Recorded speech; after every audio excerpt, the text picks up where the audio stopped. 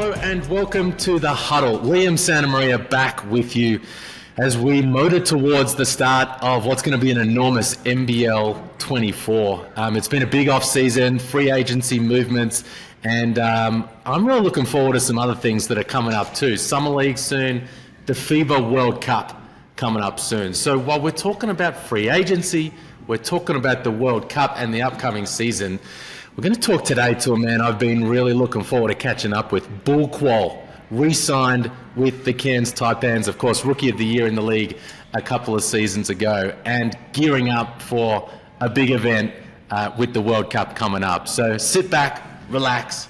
Up next, Bul Kuol.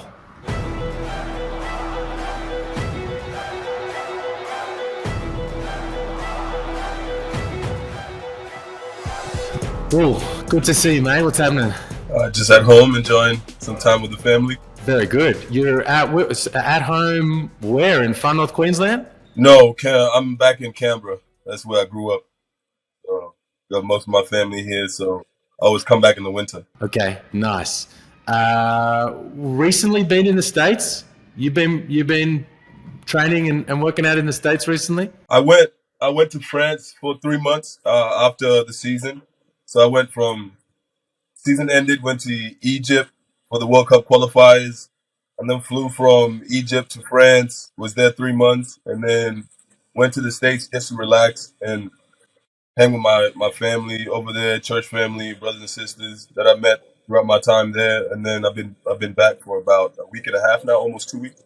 Okay, nice. Man, you've been busy. How was France? How was your time with Le Mans? Le Mans, it was a up and down experience, like a double-edged sword. So I struggled to get healthy over there. I got there when I was hurt. Half of the time I was hurt, dealing with that for 6 weeks. And then when I got healthy, I fell out of rotation, and then missed a couple of games. And then I played one game to finish the season. So it was a weird 3 month stint. It felt like it was 6 months. It felt like it was 6 months, but it was actually just a bit over 3 months. But that time, I feel like it took me from not really knowing what the European is like, the European market, to now having a really good taste of it, like a small sample size. But I feel like I learned a lot from that experience. So what did you learn? What kind of things did you take away? I mean, first time in Europe, being home in Australia is such a luxury. There's not too much to change. There's not too much to learn. The adaptation process is easy because you're in a familiar environment. You know everybody.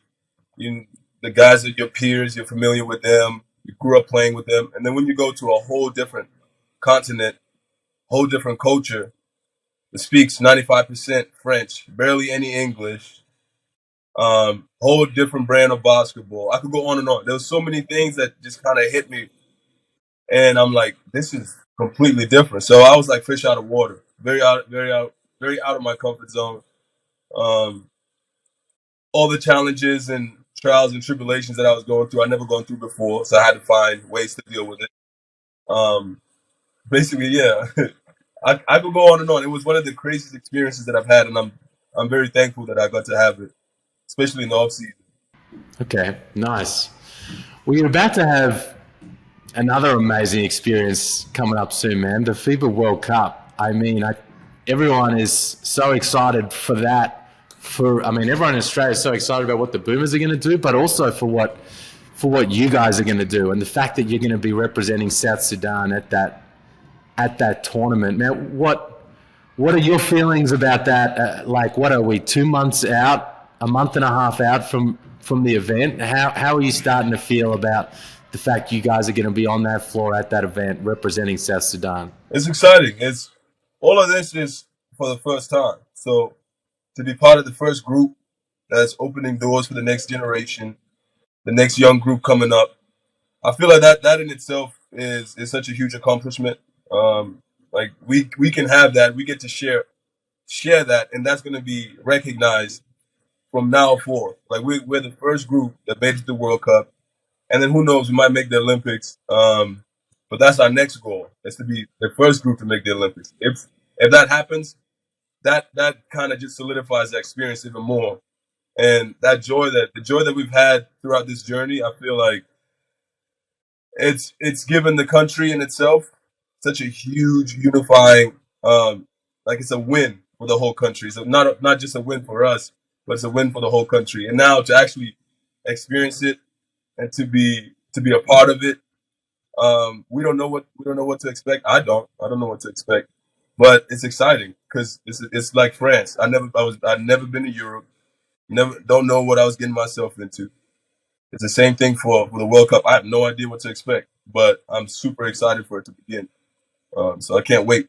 You guys are the first team in African basketball history to qualify for the FIBA World Cup in their first attempt, first nation to do that.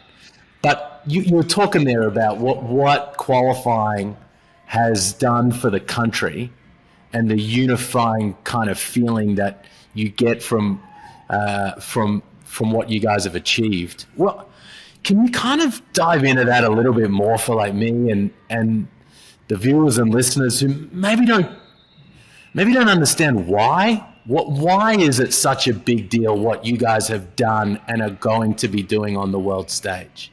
It's unifying because there's so many things that when we look at each other as people in our country that divide us. Our language, there's so many languages that we speak. With tribes, politics, whatever you can name, there's so many things that divide us. And this is one of the first things that's actually brought us all together and that we can agree on as a people, as a country. No matter what language you speak, what your family tradition is, what you believe in, disagreements that families have had, history, none of that matters now, because we have one thing that's kind of brought us together, and that's this basketball experience that we're having right now. It's like my mom even knows about it. My grandma knows about it. Like, they don't watch basketball, but for some reason they knew all of this stuff before I did. It's like my dad is talking about it. He doesn't know what basketball is. So the whole country is now finding out about this beautiful game, and how it's brought us all together. Different languages, different peoples, different brothers coming from different walks of life, and we're all unified under one goal, and that is to go to the World Cup. And the whole country has just been receiving it well. I feel like that's what's made it worth it. It's not just making it to the World Cup. It's what the effect that it's had on everybody. I think that's where the joy comes from. We're going to talk a little bit about the group and the warm-up games and all that sort of stuff, but just kind of thinking forward to when the tournament tips off in late August. What is your image of what it's going to be like back in South Sudan for the kids, the teenagers, the adults, the whole community? Can you paint the picture for me about what you think it's going to be like back there for those, proud South Sudanese that are going to be watching you guys on that world stage? They're going to go ballistic. They're going to lose their minds. They've already lost their minds. Every time we won a game at the qualifiers, you see a bunch of videos just sending it in the group chat. This is what's going on back home. They're having a party. The president knows about it. You got government officials pulling up to the game who I've never met before. So it's like we're having such a huge impact as a group. Now it's like we're in uncharted territory now, which we're there now. This is something we were striving for the last couple of years, and now we're actually on the stage. And so I don't know what that impact is going to have, even in Australia, in the South Sudanese communities in Australia. They're going to show up in Melbourne. I completely wholeheartedly believe that if it's accessible, these arenas, these practice games, if they're accessible, they're going to be filled with South Sudanese from all over Australia. So I hope it's accessible. I hope these people are able to get in there, can afford these games, and make it to these seats, because if they can't, they will. I'm excited to see that. I'm excited to see the environment. I'm before the World Cup. I'm excited to see what happens in Australia, because the community here, they're excited. They want to be a part of it. So you got the warm-up games. They're going to be in Melbourne. 4 nations involved.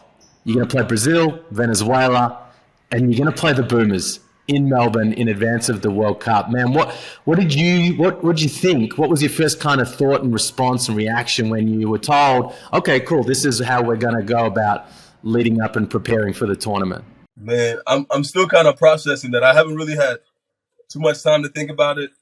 But I think that's really cool that Australia put that on, because we're South Sudanese Australian. A lot of the basketball players that are on the team were in the NBL. So we've been in Australia for who knows how long. So to now play against Australia, it means a lot to share the same stage. My country that I come from, my heritage, where my mom and dad come from, and then the country that I now live in, that I have adopted, and now it's my home as well.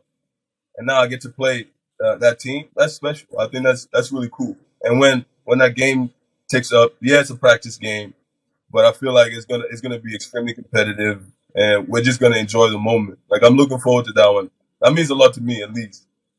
Yeah, because I call Australia home. It's also going to be Canberra versus Canberra out there, man, because you know they're going to put you on Paddy. On Paddy? Oh yeah. I'm looking forward to that. That's gonna ATT ball, yeah. ATT ball, okay. No, I'm looking forward to that. Yeah, man. And there's going to be a little bit more Canberra versus Canberra this season, Matt. Alex Toohey's going to be in the league. That I just heard about that today. I'm off social media, so I don't know. I'll be getting secondhand news. I'll be getting it from other people. So I heard about that today. That shocked me a little bit, but that's big time. That's big time. Yeah. I know you Canberra guys look out for each other. Yeah. All right. So then after the warm up games, man, you're going to go to the tournament, and you've got a group with Serbia, China, and Puerto Rico.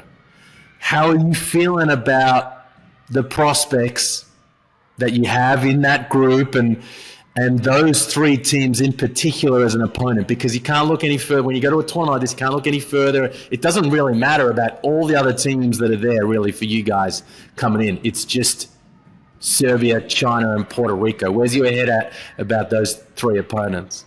It's exciting. Like, you're at the world stage in the World Cup, playing teams that have been doing this for the longest. These are veteran teams that have qualified for the World Cup, been there, done that, and we're the new kids on the block. I think we're coming in with a lot of energy. We're coming in with a lot of enthusiasm. Everything is new, so we're going through something for the first time. So, honestly, I don't know what to expect in terms of what's going to happen. I feel like the practice games are going to give us a small indicator. The camp that we're going to have in Melbourne is going to give us a small indication. But I can guarantee you, talk to any one of my teammates, it's just the excitement level is so high. We're going through this for the first time. Nobody in any way, shape, or form is used to what we're going through right now. So we're kind of paving the pathway. And when you're that first group, everything is new. Everything is fresh. The experience is fresh. Everything. Everything is right now is at an all-time high for all of us. So to go to the World Cup, nobody's going to come in there flat. There's nobody coming out the gates thinking about, oh, I'm tired today. We're here now, you know what I'm saying? So it's like the energy level is going to be high. The country's going to be going crazy. So what more can you ask for? Like, it's the highest level of excitement that you can experience. And I can't wait to experience it firsthand in Melbourne, and then you go to the World Cup. So we'll see, man. We'll see. I'm excited for it. For sure, man. I tell you who else is excited? The Taipans fans in far north Queensland. Because you guys took them for a real ride last season. And then in free agency, there was probably a bit of an understanding that they were going to lose some key guys in free agency. They were going to lose Keanu, they were going to lose DJ, and they were going to lose you. And to be honest, you know, I was on the air and I was saying, look, I think it's for both Keanu and Bul. I reckon it's probably time to go and chase the bag. You know, like they both went back last year and they obviously love playing for Adam Ford and the development that they're getting on that squad. And then you went, nah, man, I'm going back. I'm going to play for 40. I'm going back to far north Queensland and re-up with these Taipans, man. Tell me about the decision-making process and what went into the call to re-sign with the Snakes this free agency period? My free agency this year, I'd never been through a free agency process before, and so I wanted to experience that. Um, that was cool to actually have a one-on-one conversations with these guys that I play against, that I played against the last 2 years, that I've never really talked to. Head coaches, you got GMs, all of these guys. So to actually sit down and conversate and how they think, all that stuff, that was a cool process. But coming back to Cairns, like once they were in the equation, it was a no-brainer in a sense because I know what I'm getting back in Cairns. Great relationship with 40, great relationship with the organization. I've been at Cairns for the last 2 years. So I know that foundation is already set.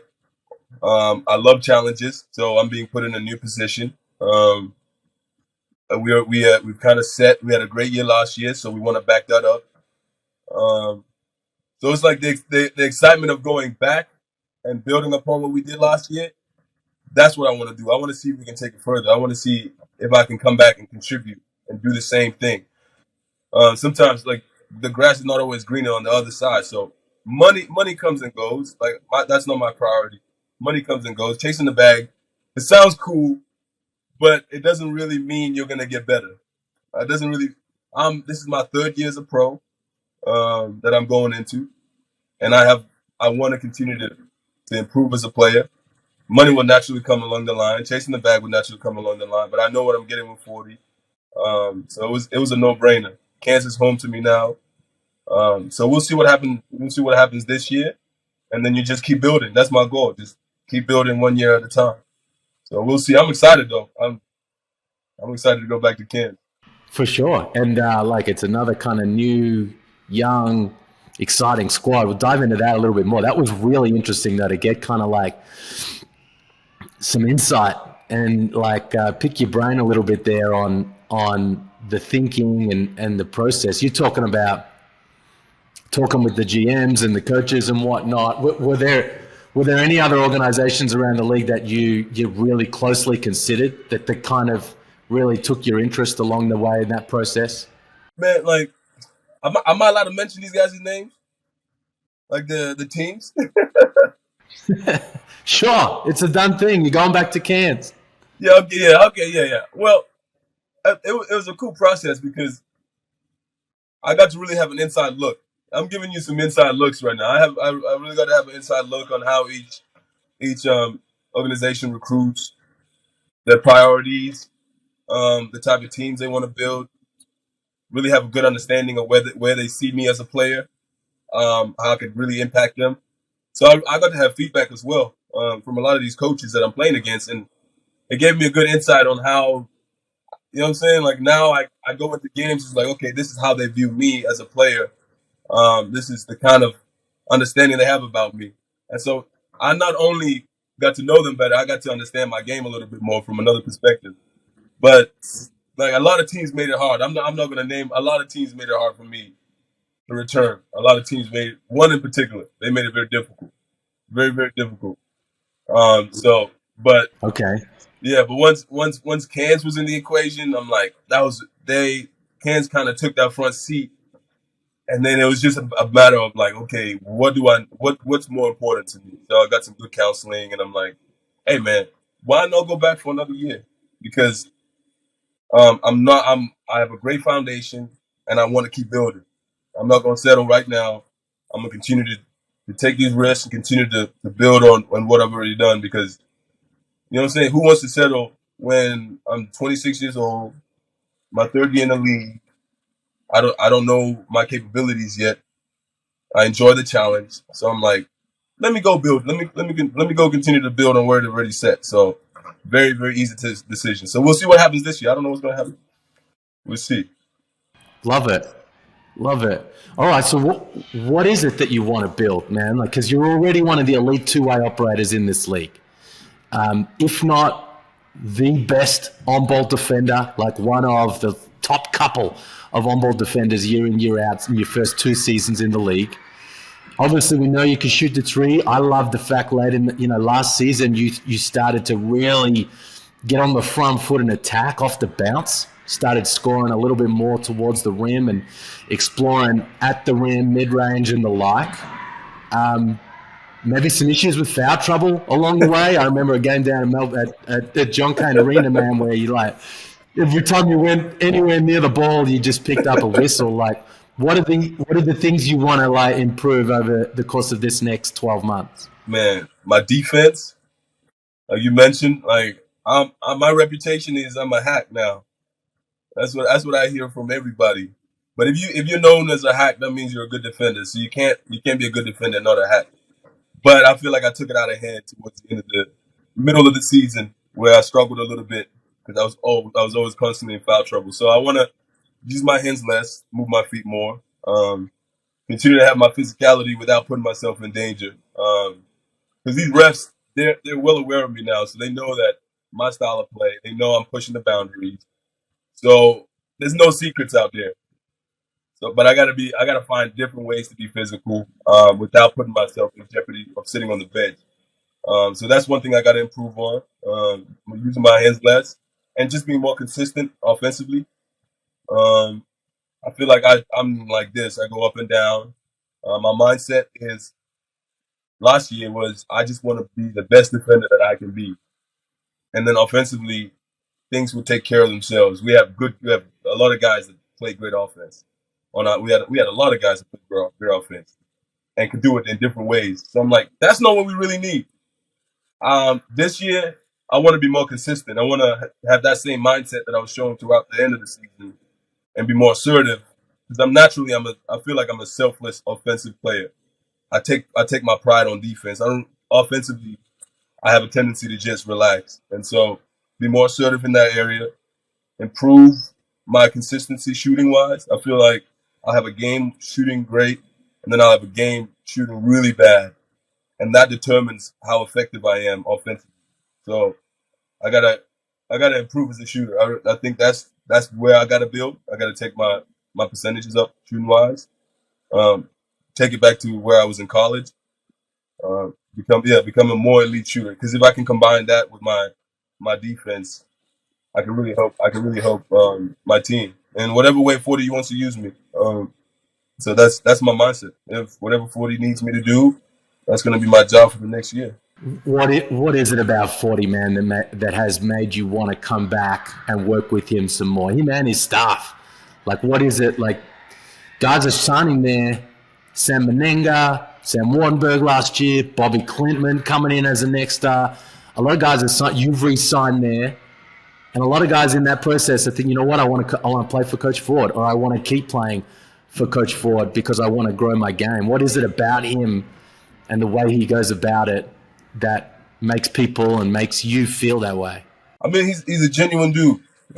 He's a great coach, knows his stuff, but he's also easy to be with, like in terms of as a person, as a coach, on and off the court. And so when you play basketball, you're playing basketball. When you're not playing basketball, go be yourself. And I feel like 40 gives his players a lot of empowerment, and he delegates a lot of his leadership to his players. And so the Cairns Taipans are a player-driven program. He empowers his players, gives a lot of confidence. And when you step out of line, that's when he steps in and holds you accountable. And so when I'm going back, I know what to expect. I know exactly what I'm getting myself into. I know the type of person 40 is. He's not going to sugarcoat nothing. He's not going to lie to you. He's going to tell you how it is. And so if you come in there thinking that you're this guy, that guy, he's going to set you straight pretty quickly. You know what I'm saying? And he's built a culture that when you come in as high character guys competing for the Cairns Taipans. Nobody's in there competing for themselves. We're competing for the name in front of the jersey. And I think that means a lot more than just doing a job. So we're not working at Cairns. We're trying to build something in Cairns. And that makes it easier to wake up every day and go do something because you're not playing for yourself, you're playing for your teammate. And so that culture, I feel like that's what attracts me there because I'm very familiar with it. And I know what to expect. And he's going to challenge guys. He's going to continuously try to improve them and put them in uncomfortable positions and challenge their thinking and all these things. So you're getting the whole nine. When you go back to Cairns, these guys that are coming in, that's why it's called a project house because 40 is out there working, man. So I'm excited to see what these young guys are capable of. I'm the old head now. I've been there the longest, me and Taj now. So Yeah. yeah, so I'm excited. It's exciting, man. Yeah. Yeah, for real. I mean, I spoke about some of the names before, and Meninga, and these guys that are coming in. AK Gak coming in, who I think was. I watched him at the summer league last year with Chicago. Coming in last season, I thought, man, like if he gets some tick, I mean, Yeah. he can really do some things. And then a new couple of point guards, man, Taron Armstrong and the new import Paddy Miller. Like you guys, how are you feeling about the kind of revamped squad that 40 and Mark Beecroft have put together? But I always feel good. This is my second year in a row of going to a new team. And last year we came in, nobody really knew. Nobody really knew. People count us out because a lot of these guys that we're bringing in they're not coming in with a great reputation or they're well known. All these things, kind of the under the radar type of guys, or the guys that haven't been proven yet. So, and we had a year like that where DJ Hogue was one of the best players in the league. Keanu Pennant, one of the best players in the league. Tajir McCall, although he was hurt, still Tajir. Shannon came in and did his thing.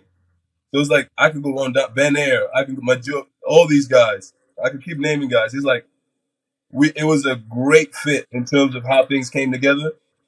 And why not have the same level of respect and expectation for what they did last year? I'm having the same level of enthusiasm this year. I'm like, I know they know what they're doing.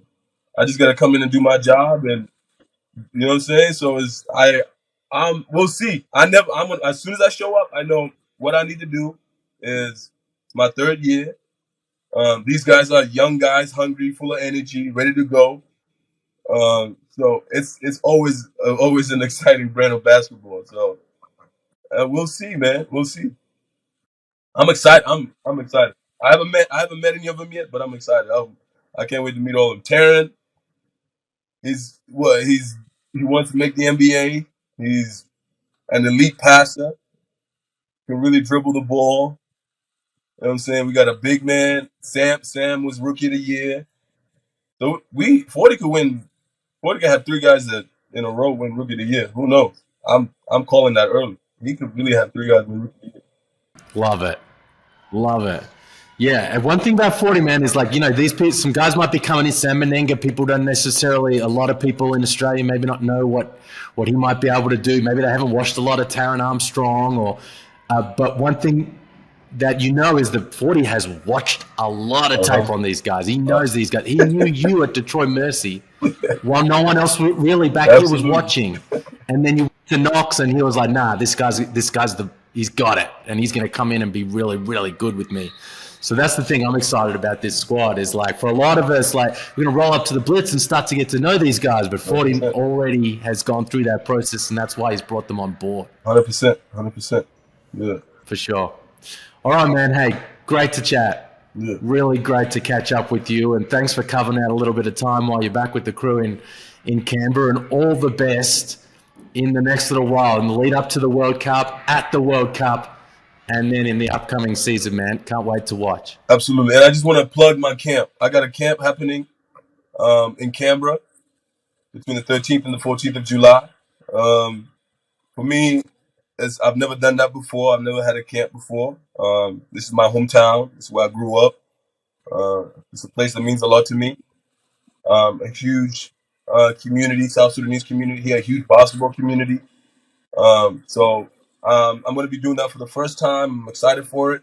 So look out for that. I'll have that going out. What's the website? How can people sign up?